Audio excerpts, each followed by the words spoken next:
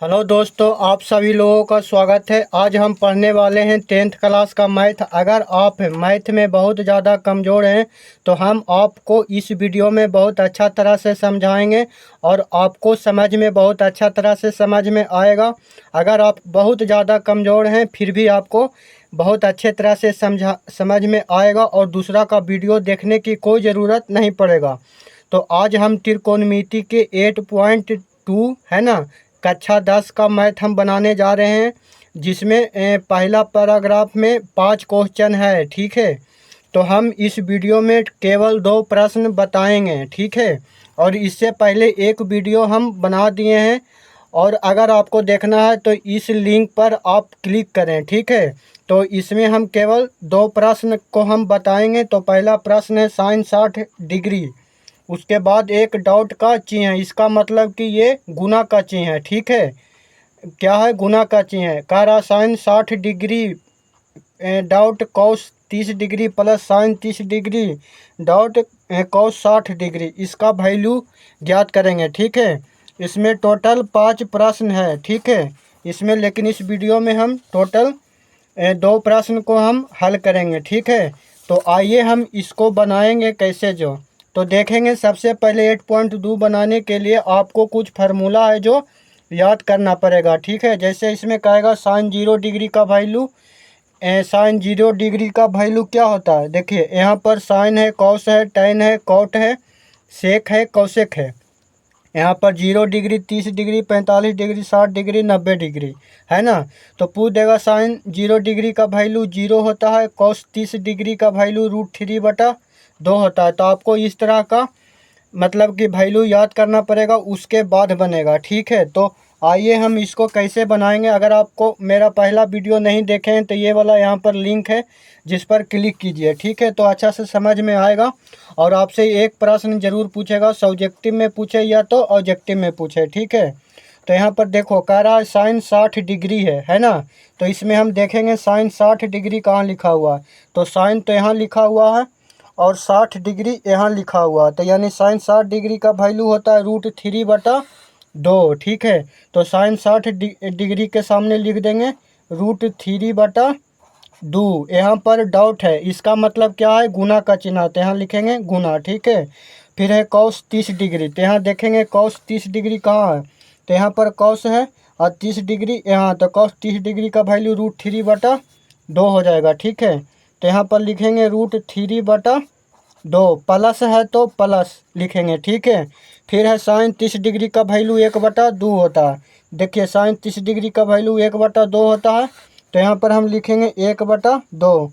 यहाँ पर डॉट है, इसका मतलब गुना का चिन्ह है, तो गुना देंगे।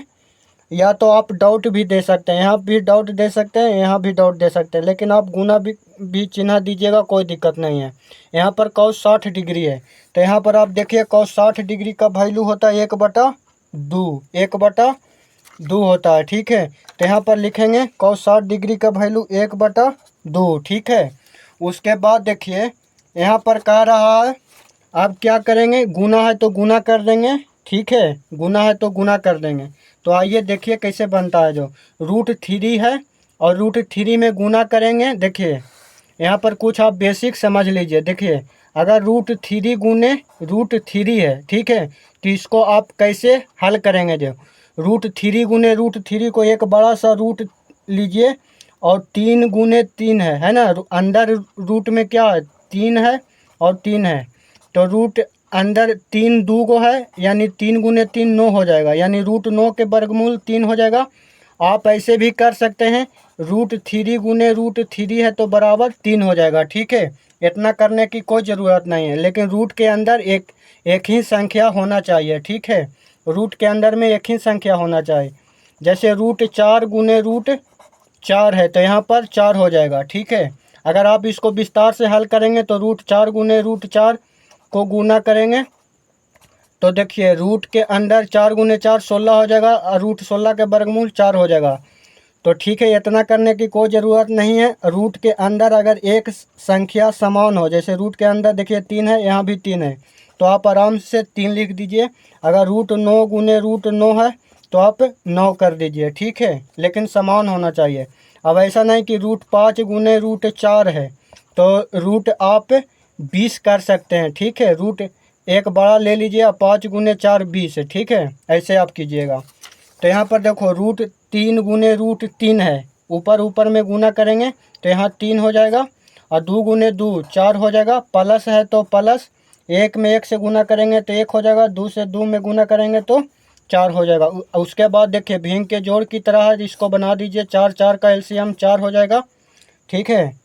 तो यहाँ पर 4 4 से भागा देंगे तो 1 आएगा, 1 में 3 से गुना करेंगे तो 3 हो जाएगा, प्लस है तो प्लस, 4 4 में भागा देंगे तो 1 आएगा, और 1 में गुना करेंगे किससे, 4 से, तो यहाँ पर 1 हो जाएगा। तो 3 1 4 हो गया, और नीचे 4 है तो 4 4 से 4 कट जाएगा तो 1 बचेगा। यही इसका आंसर हो गया। आई होप कि ये पहला क्वेश्चन आप अच्छा से समझ गए होंगे। क्या पहला क्वेश्चन आप अच्छा से समझ गए होंगे? तो आइए हम दूसरा क्वेश्चन को हम बनाते हैं, ठीक है।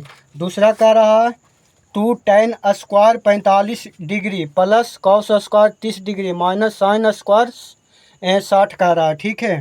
तो यहाँ पर हम सबसे पहले देखेंगे, क्या देखेंगे कि आपको वैल्यू आना चाहिए, ठीक है।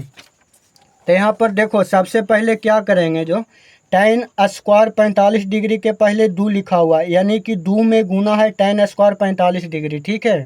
तो यहाँ 2 है तो 2 लिखेंगे, ठीक है। बीच में कोई साइन नहीं है, इसका मतलब क्या है, गुना का है, गुना का साइन है, ठीक है। उसके बाद देखो यहाँ पर tan स्क्वायर 45 डिग्री है, तो स्क्वायर हम नहीं पढ़ेंगे, सिर्फ tan 45 डिग्री देखेंगे।